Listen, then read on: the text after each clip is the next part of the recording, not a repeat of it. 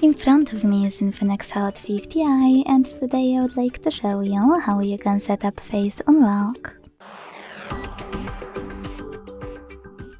Begin by opening settings and scrolling to hit password and security.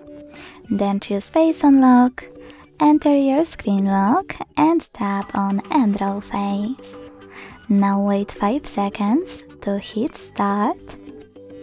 Keep your face in frame and follow all of the instructions from your screen. Now manage all of those options however you want to here. Hit done, operate all of those as well and go back. So when I switch off my screen and turn it back on,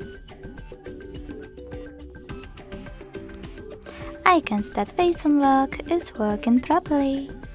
Thanks so much for watching. If you enjoyed this video, leave a like, comment and subscribe. Bye!